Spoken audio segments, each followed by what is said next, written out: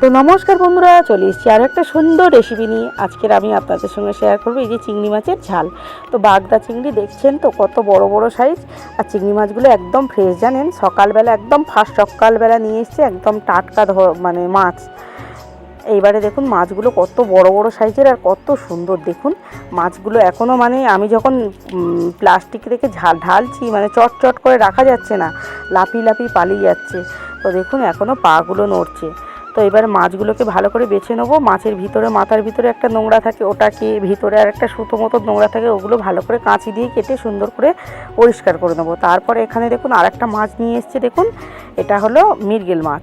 তো কত বড় সাইজের দেখছেন তো, একটা প্রায় 1 কেজি ওজনের পুঁই শাক দিয়ে এই যে এই ছোটো চিংড়িটা রান্না হবে, আর ওই বড় চিংড়িটার ঝাল হবে, আর পেঁপে আলু দিয়ে ওই মাছটার ঝোল হবে দুপুরবেলা। আর দেখুন এখানে মাছগুলোকে আমি বড় মাছগুলোকে ঝালের জন্য ভালো করে ভেজে নেবো নুন আর হলুদ দিয়ে।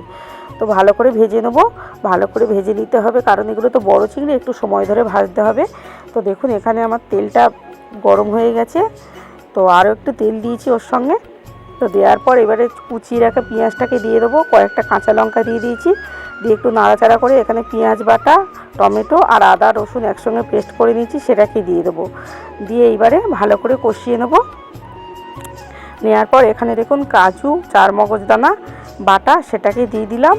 দিয়ে ভালো করে একটু নাড়াচাড়া করে নিয়ে দিয়ে দেবো কালারের জন্য হলুদ গুঁড়ো, আর ঝালের জন্য সামান্য একটু লঙ্কার গুঁড়ো।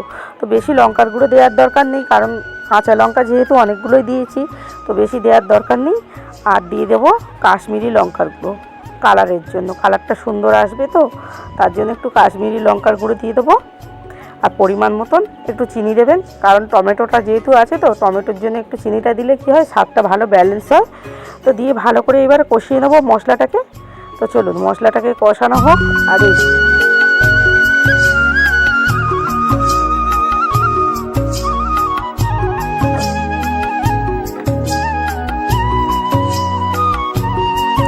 এই যে দেখুন মশলাটা প্রায় আমার কষানো হয়ে গেছে সুন্দর করে।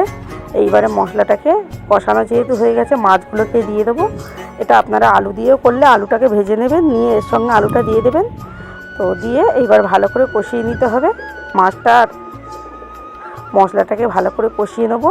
নিয়ে দেখুন কষানো আমার হয়ে গেছে, এবারে জল দিয়ে দেবো।